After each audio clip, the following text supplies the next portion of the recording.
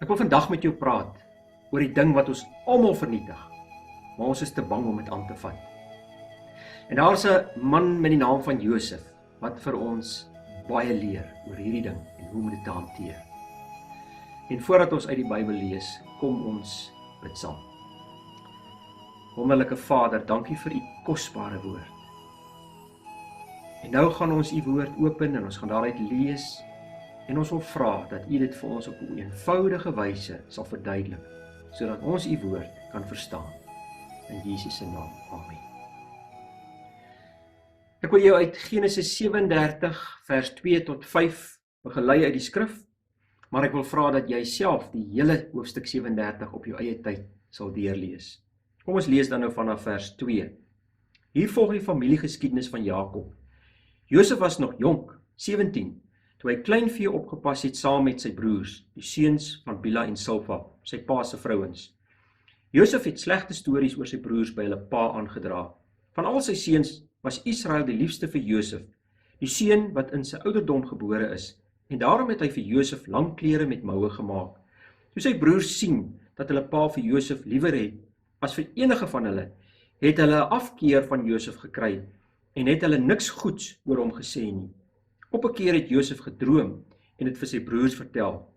Daarna was hulle afkeer van hom nog groter. En dan later in hierdie verhaal sien ons hoe sy pa vir hom stuur op 'n dag om na sy broers te gaan wat in die veld die vee oppas, om by hulle te gaan verneem hoe dit met hulle gaan. En dan het hulle 'n plan beraam om hierdie broer te verkoop en van hom ontslae te raak. Dis onvermydelik dat elkeen van ons die een of ander tyd teleurstellings gaan beleef. Ons word beïnvloed deur die mense rondom ons se optrede. En soms kruis ons pad met harde mense wat ons vertrap en nie omgee oor ons gevoelens nie. Wat maak jy as jy sien hoe iemand herhaaldelik bevoordeel word, terwyl jy doelbewus onregverdiglik benadeel word? En mense, die goed gebeur daagliks. Dit gebeur in die politiek, dit gebeur by die werk en dit gebeur selfs binne ons eie families. En dit maak mens suur en woedend en bitter. Hoe moet ons dit hanteer? As ons nie met hierdie dinge deel nie, sal ons seer kry oorgaan in woede en op die lang termyn sal woede oorgaan in bitterheid en haat. En bitterheid is 'n gevaarlike gif wat alles en almal vernietig. En ek wil vandag vanuit Josef se verhaal saam met jou gaan kyk, hoe hanteer 'n mens teleurstellings, jaloesie en bitterheid. Nou Genesis 37 begin met die verhaal waar Josef as 17-jarige seun saam met sy broers opgroei. En Josef se pa het hom baie lief gehad en meer bederf as sy broers. Josef was die jongste en het soos 'n bedorwe klikbek stories oor sy broers by sy pa aangedra. En dit het natuurlik sy broers woedend gemaak. Die laaste strooi wat die kameel se rug gebreek het, was die 2 drome wat Josef gehad het en die wyse waarop hy dit met sy familie gedeel het. Kan ek jou vinnig herinner aan die drome? Die eerste was, hy droom dat hy en sy broers op die land besig was om gerwe te bind. En skielik gaan staan sy gerf regop en hulle gerwe kom buig rondom hom. En sy broers het hom vererging gevra, verbeel jy jou, jy sal oor ons koning raak en oor ons regeer? En dan die tweede droom, hy droom die son, die maan en 11 sterre het voor hom kom buig. En toe hy dit vir sy pa en broers vertel, het sy pa hom berusp en gesê, verbeel jy jou, ek en jou ma en jou broers moet voor jou kom buig? Sy broers het baie afgunstig geword, maar sy pa, wat self al drome van God ontvang het, het oor die droom bly nadink. En die feit dat Jakob Josef bly voortrek het, selfs met 'n mooi kleed, het daartoe gelei dat sy broers verbitterd geword het en Josef uiteindelik so gehaat het dat hulle hom wou doodmaak. En nou op hierdie punt moet ons eers vir mekaar vra, wat is bitterheid? Bitterheid is 'n gevoel wat jy kry, 'n gevoel van seer, 'n wrok wat jy in jou dra, of woede en haat wat in jou opbou. En dit gebeur dikwels wanneer jy te nagekom word deur iemand anders of benadeel word deur omstandighede. En dit is gewoonlik 3 goed wat ons verbitterd maak. En die eerste is dinge wat oor ons gesê word. En die tweede is dinge wat van ons geneem word. En die derde is dinge wat aan ons gedoen word. En hierdie bitterheid in ons hart kan teenoor enige mens ontstaan en dit kan selfs teenoor God ontstaan. Nou in hierdie verhaal het die broers verbitterd teenoor Josef geword en die wortel van hulle verbittering was jaloersheid. Kom ons gaan kyk vinnig, waaroor was hulle jaloers? Hulle was eerstens jaloers oor Josef se verhouding. Genesis 37 vers 3 tot 4 sê Jakob was liewer vir Josef as vir al sy ander seuns. En dit is verseker nie reg nie, om een kind bo 'n ander voor te trek nie. Maar waarom het Jakob dit gedoen? Waarskynlik omdat Josef as laatlaam gebore is, toe hy alreeds 'n ou man was. Ek as oupa weet, dat jy altyd mos jou kleinkinders wil bederf. En waarskynlik was hy ook so. Josef was ook die eersgebore seun, of oudste seun, van sy geliefde vrou Rachel. En ons weet, Jakob moes jarelank werk, om Rachel, die vrou op wie hy eintlik verlief was, te kry. En Rachel het gesukkel om kinders te kry, en Josef was haar eerste kind. Lea en sy ander byvroue was eintlik net deel van die pakkie. En toe Rachel sterf, was dit net logies dat Jakob nog meer vir sy seun Josef sou omgee. Toe die broers sien dat Jakob vir Josef liewer gehad het as al die ander kinders, het hulle hom so gehaat, dat hulle niks met hom te doen wou hê nie. En nou wil ek vir jou vra, was jy ook al vies omdat iemand anders meer aandag en erkenning kry as jy? En hierdie voortrekkery kom eet mos hier binne in 'n mens. Dit kom krap hier in jou binnekant, diep in jou hart. Kom ek noem 'n paar voorbeelde. My werkgewer gee my nie erkenning nie, ten spyte van al my ekstra moeite wat ek doen. Of sy kry kinders en almal kloek om haar, want ek sukkel om swanger te raak. Jy sien, elke keer as jy aan daardie persoon dink, raak jy in jou gemoed ontsteld. En as dit gebeur, moet jy weet, jy is op pad na bitterheid. Die tweede voorbeeld is, die broers was jaloers oor Josef se posisie. Jakob het vir Josef 'n spesiale kleed gemaak, maar nie vir die ander broers nie. En daar is 'n storie agter hierdie kleed.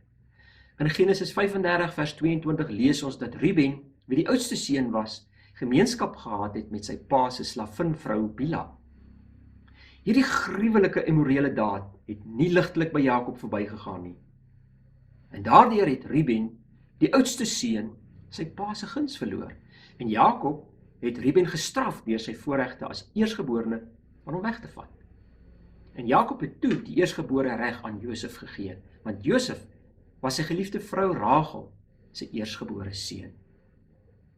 En ons kry ook 'n brokkie inligting in die evangelie van Johannes wat dit bevestig. In Johannes 4 vers 3 skryf Johannes oor Jesus toe hy in Samaria aankom. En dan staan daar die woorde, hy kom toe by 'n dorp in Samaria met die naam Sigar, naby die stuk grond wat Jakob aan sy seun Josef gegee het. Hoor hierdie woorde, die stuk grond wat Jakob aan sy seun Josef gegee het. Jakob het dus al sy ander seuns oorgeslaan en Josef, die jongste, die belangrikste erfgenaam gemaak. En hierdie kleed was dus 'n simbool van die eersgeboorte reg. Dit was nie sommer net 'n gewone kleed nie. Dit was 'n langmou kleed van helder kleur wat tot op sy enkels gehang het. En die Hebreëse woord wat sommige vertaal as kleurvol, beteken eintlik 'n kleed wat van die palms van jou hande af tot by jou voetsole strek. Die enigste ander plek in die Ou Testament waar die woord gebruik word, vind ons in 2 Samuel 13 vers 18 tot 19 en daar verwys dit na die mantel of die kleed wat Tamar, een van koning Dawid se dogters, aangehad het. En om die rede glo kommentatore dat hierdie kleed iets te doen het met 'n koninklike status. En as jy alles bymekaar sit, dan het Jakob dus hierdie kleed aan Josef gegee om eintlik te verklaar dat Josef nou die leier of die voorman van sy seuns is. En onthou, die klere wat in daardie tyd normaalweg deur arbeiders gedra was, het kort moue gehad en bo kan die knieë gestop. En die broers het waarskynlik almal kortmouklere gedra en hier kry Josef 'n lang mou aan eengeweefde kleed wat tot op sy enkels hang. Dit was klere wat 'n bestuurder dra, iemand wat in bevel was en nie fisiese werk verrig het nie. En boonop het Josef alles wat sy broers doen aan sy pa gaan vertel. So die kleed het 'n gewraakte simboliese betekenis vir die broers gehad. En wanneer die broers Josef in daardie kleed gesien het, was dit vir hulle 'n teken dat hulle pa Josef bo-oor hulle aangestel het. Nou mag ek vir jou vra, het jy ook al in die geheim seer gemaak gevoel deur iemand anders se posisie en status? Dalk het jy geaspireer om die bevordering te kry, maar is toe aan iemand anders gegee. Dalk het jy seer gemaak gevoel toe jy nie die familie se eiendom geërf het nie, of wat ook al. Die punt is, jy moet versigtig wees. As jaloesie aan jou hart kom klop, kan dit lei tot verbittering. Die derde ding waaroor hierdie broers jaloers was Josef se ambisie. Josef was 'n dromer en het elke keer gedroom hoe hy die leier van almal sal wees. Hy was dus ambisieus en hy wou graag 'n leier wees. En toe Josef die droom vir sy broers vertel, het hulle snedig gevra: "Dink jy dat jy oor ons sal regeer?" Nou wil ek vra, het iemand anders se ambisie jou ook al geïrriteer? Onthou, jaloesie bekruip jou maklik. Mense raak vandag steeds vinnig jaloers as iemand anders sukses behaal en daarvoor erkenning kry en jy nie. Daarom, indien jy 'n groot droom van God ontvang of indien jy ambisieus is en dinge suksesvol afhandel, kan jy daarvan verseker wees dat daar mense sal wees wat jaloers sal raak en jou sal opponeer. Die vierde ding waaroor die broers jaloers raak, is hulle raak jaloers oor God se guns. Nou kyk mense, as jou klein boetie vir jou vertel van 'n belaglike droom wat hy gehad het, waar jy voor hom kom buig, sê jy mos nie veel daaraan steur nie. Jy sal hom dalk ignoreer of jy sal terugskerts. Maar jy sal nie jaloers raak nie, tensy jy regtig glo dat God met hom gepraat het. En die punt is, hierdie broers het dit regtig geglo dat God met Josef gepraat het. En daarom het die moontlikheid hier by hulle agterkop opgekom dat Josef se droom dalk nog eendag waar kan word. En nou wil ek net gou 'n opmerking maak oor die drome.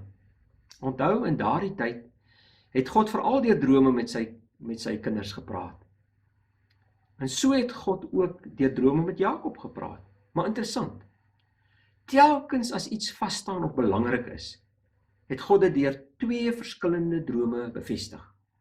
Daarom het drome dikwels in pare voorgekom. Dink byvoorbeeld aan die droom van die bakker en die skinker, wat Josef later sou kry. En in Genesis 41 vers 32 sê Josef byvoorbeeld vir die farao: "Die droom het 2 keer na u toe gekom, omdat die saak vas staan by God. En hy sal dit binnekort uitvoer." Nou in Genesis 37 vers 20 sê die broers vir mekaar: "Kom ons maak Josef dood en ons gooi hom in die put. En ons kan sê 'n roofdier het hom opgevreet." En dan voeg hulle hierdie woorde by: "Dan sal ons sien wat word van sy drome." So hierdie ding het hulle regtig gehinder. Die feit dat God met hom in drome praat. Ek wil jou 'n vraag vra. Het jy al ooit jaloers gevoel omdat God iemand seën en jy, ten spyte van jou geloof, nooit sulke seëninge ontvang nie? Het jy al jaloers geraak op mense wat God kragtig gebruik en dan in stilte gewens hulle word vernietig? Vriende, die goed gebeur vandag ook by kinders van die Here. Dit gebeur selfs onder leiers. Koning Saul was byvoorbeeld jaloers op Dawid. En dit het uiteindelik vir Saul vernietig. Jaloersheid lei tot bitterheid. En bitterheid kom terug na jou en dit vernietig jou uiteindelik. Die bitterheid, jaloesie en haat wat Josef se broers in hulle hart gekoester het teenoor Josef, het hulle uiteindelik wraak laat neem. Hulle het net gewag vir die regte oomblik om op te duik. En so het die dag aangebreek dat Jakob, wat op daardie stadium waarskynlik by Migdal Eder kamp opgeslaan het. Dit is daar naby Bethlehem. Want hy vir Josef stuur na sy broers waar hulle skape oppas om te gaan verneem hoe dit met hulle gaan. En Josef het hulle by Sichem gaan soek. En daar het hy navraag gedoen en verneem dat hulle na Dothan verskuif het. En toe het hy weer daarvandaan af na Dothan gegaan. Dit het hom in totaal 5 dae lank geneem. 5 dae lank het hy gereis om by sy broers uit te kom. En toe sy broers hom nog van ver af sien aankom, het hulle hom aan sy klete herken en hulle het gesê, daar kom die dromer. En hulle was vol jaloesie en bitterheid. En daarom het hulle net daar besluit om hom dood te maak. En ons lees niks van Josef se reaksie nie, maar later, 22 jaar later, in Genesis 42, sien ons dat die broers weer teruggedink aan daardie gruweldaad en het bely. En dan sê hulle, dat hulle daardie dag Josef se angs gesien en gehoor het, hoe Josef hulle om genade smeek, maar hulle nie daaraan gesteer het nie. Hulle het net aangegaan om rustig hulle kos te eet. En hulle moes duidelik gehoor het, hoe hy hier onder uit die put pleit en smeek en om hulp roep. En om hul wraak nog soeter te maak, kom maar toe 'n karavaan Ismaelitiese handelaars verby. En so kon hulle ontslaa raak van Josef deur hom as 'n slaaf te verkoop en boonop 'n wins van 20 stukke silwer maak. Is dit nie ironies nie? Die duiwel laat jou altyd na 'n daad van verbittering lekker kry en goed voel. Hulle het Josef se kleed geskeur en die bloed van 'n bok daaroor gesmeer en die kleed na Jakob teruggestuur en vroom navraag gedoen of dit nie Josef se kleed is nie. En Jakob het tot die gevolgtrekking gekom dat 'n wilde dier Josef verskeur het. En hy was 'n gebroke man en hy bly treur oor sy geliefde seun. Maar kom ons gesels nou oor hierdie gevaar van bitterheid. Jy sien, bitterheid is indirek ook woede teenoor God. Het jy jouself al ooit afgevra, waar is God in hierdie tyd van my lyding? God is nie afwesig nie. Hy is ook nie passief nie. Hy mag vir jou onsigbaar wees, maar hy is by jou.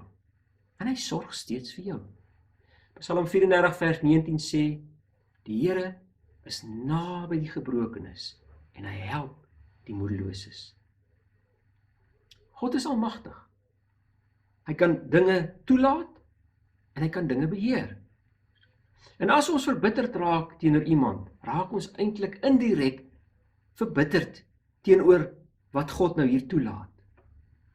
Romeine 8 vers 28 sê, ons weet dat God alles ten goeie laat meewerk vir die wat hom liefhet en die wat volgens sy besluit geroep is.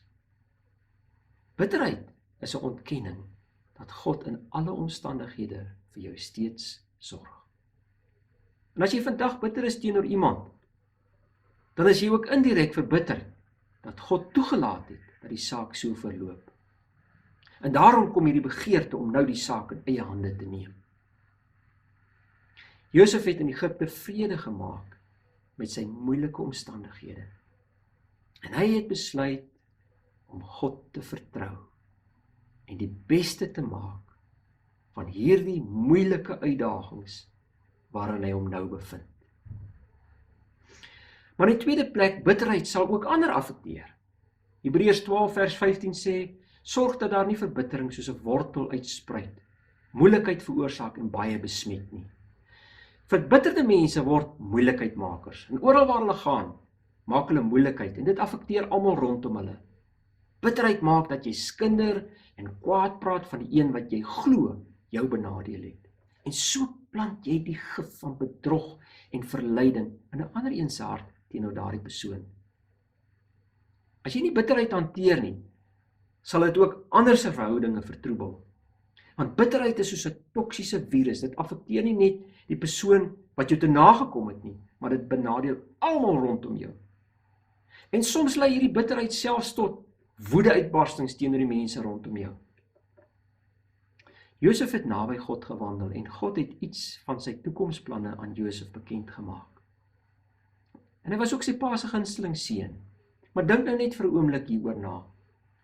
Was die feit dat Jakob hom voorgetrek het, sy skuld? Nee, dit was nie. Dit was Jakob se gebrek aan wysheid.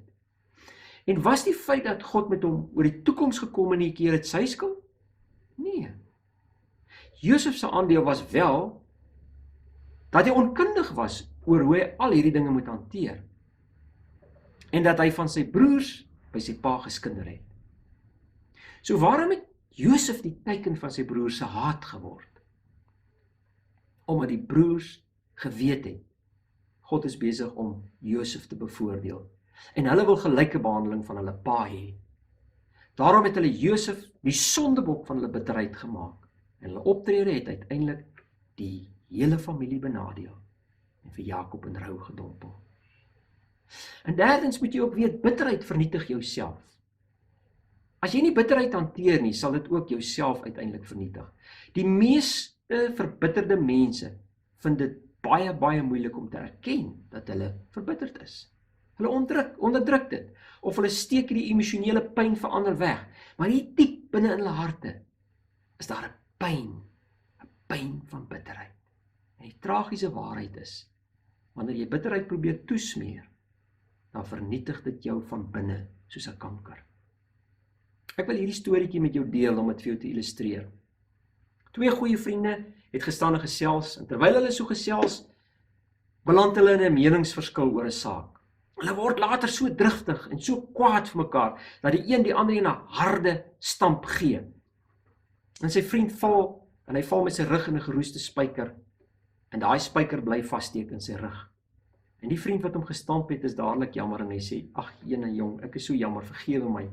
Ek weet nie wat my besiel het om jou so te stamp nie. Ek vra 'n groot om verskoning.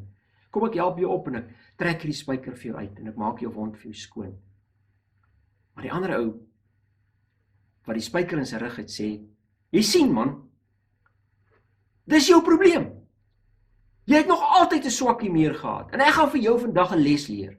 Ek gaan hierdie geroeste spyker in my rug laat bly, sodat elke keer as jy my sien, jy ook hierdie geroeste spyker sal raak sien, en sal onthou wat 'n swak humeur jy eintlik het. En later het hierdie geroeste spyker bloedvergiftiging veroorsaak, en hierdie vriend het dodelik siek geword. Maar hy het steeds geweier om die spyker uit te trek. En in plaas daarvan het hy voortgegaan om hierdie ander persoon aan sy slegte humeur te herinner.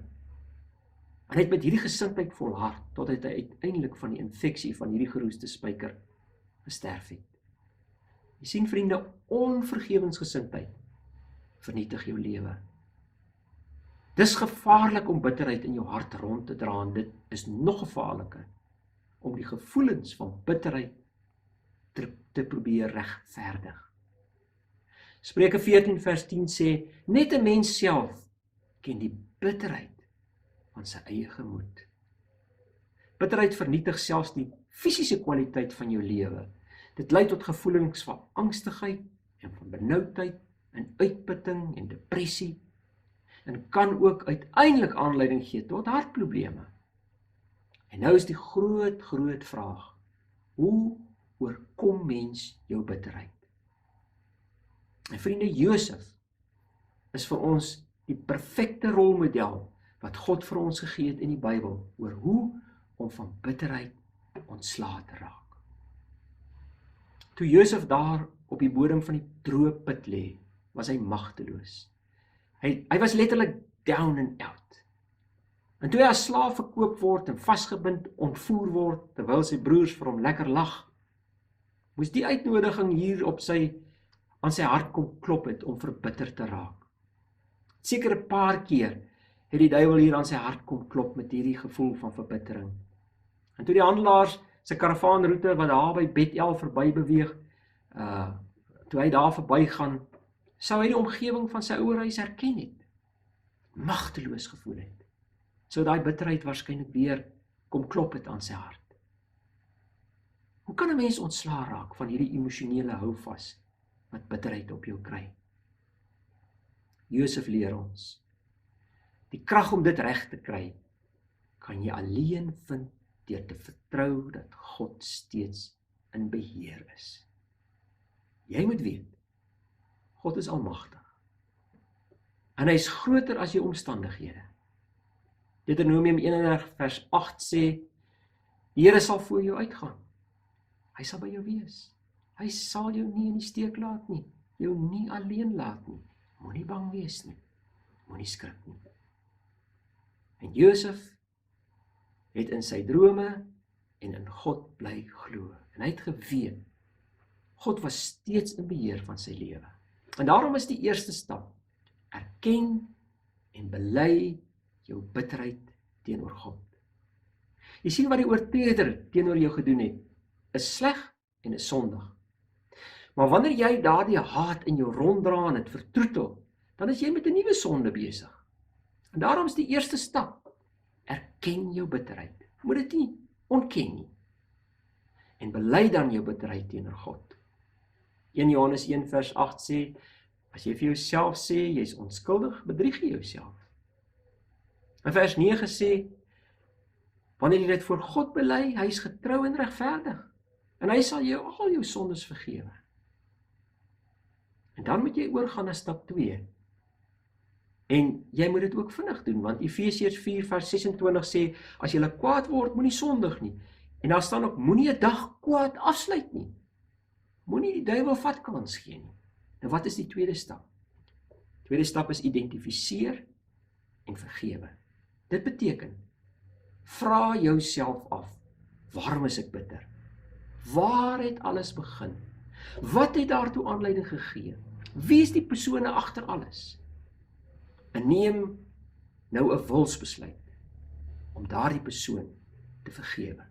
Gaan in gebed en bely dit teenoor God en vergewe daai persoon. Spreek hom vry. Efesiërs 4 vers 31 tot 32 sê, moet nooit verbitterd of opvleend wees of woedend word nie. Moenie vloek of skel nie. Moet niks doen wat sleg is nie. Wees goedgesind en hartlik teenoor mekaar. En vergewe mekaar soos God julle ook in Christus vergewe het. Ek wil vir jou nog 'n storie vertel om dit te illustreer. 'n Groot weggolfveldbrand het ontstaan by die buurman se plaas. Hy het oor die draad gespring en hy het die boer se stoor met sy trekkers en sy implemente en sy pragtige plaaswerf met sy mooi groot ou akkerbome wat geslagte lank daar staan, alles vernietig in die brand. En toe 'n vriend daar aankom, neem die boer hom na een van hierdie ou akkerbome wat uitgebrand het. En die boer wys dit vir sy vriend en hy hoop om simpatie te kry of die veroordeling van die buurman te hoor. En na 'n rukkie se stilte sê die vriend vir hom, jong, ek dink jy moet hierdie boom uitkap, met wortel en tak uitroei en vergeet dit. Dit is beter om die oortredinge van die verlede te vergeet, as om toe te laat dat dit voortbestaan, anders sal bitterheid wortel skiet en die res van jou lewe vergiftig. Dis nie waar nie, vriende. En dit bring ons by die derde stap. Beveg bitterheid deur Christus se manier van dink.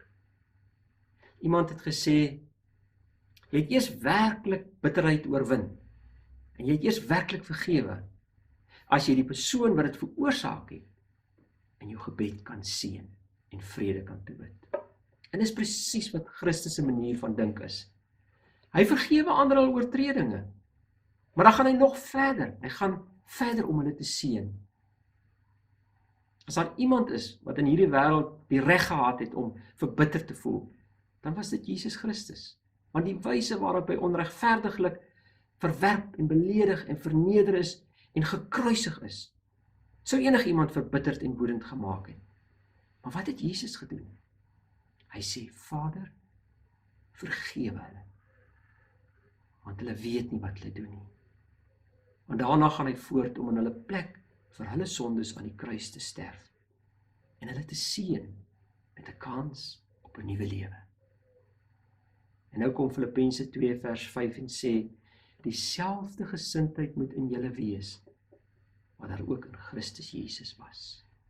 En Romeine 12 vers 19 sê, moenie self wraak neem nie, geliefdes, maar laat dit oor aan die oordeel van God.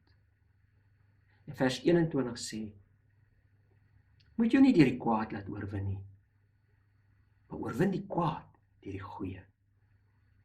En nou wil ek afsluit deur 'n gebed vir jou te doen. En ek wil vir God vra dat hy vir jou en vir elkeen wat hierdie boodskap gehoor het, sal bevry van enige wortel van bitterheid en dat hy ons sal kom vervul met vreugde en met vrede. En dat ons sal besef, God is steeds in beheer van ons lewe. En hy is in beheer van alle omstandighede, al is dit ook hoe sleg. Kom ons bid saam. Here, U ken my hele lewe. U weet dat ek U liefhet. U weet wat my opgewonde en gelukkig maak. En daarvoor dank ek U. Maar Here, U weet ook watter mense en watter dinge my soms knorrig en suur maak. En ja, soms selfs verbitterd laat. Maar vandag wil ek dit bely. Ek vra U om vergifnis. Here, en die mense wat ek gesukkel het om te vergewe, wil ek vra, help my om hulle te vergewe. Vergewe my onvergewensgesindheid. Here, ek wil vandag vra, alle wrokke, alle haat wat ek in my hart gekoester het, was dit weg met U kosbare bloed en bevry my van hierdie sonde van verbittering en jaloesie. En Here, as ek iemand te nagekom het, dan wil ek nou vir U vra, vergewe my, help my om met nuwe oë en met 'n nuwe hart, nuwe gedagtes te dink oor daardie persoon. Help my om voortaan met U oë na hierdie mense te kyk. Help my om tot seën te wees vir almal rondom my. En o Heilige Gees, wil U self kom en my nou vul met U vrede en met U liefde en met U vreugde. In Jesus se naam. Amen.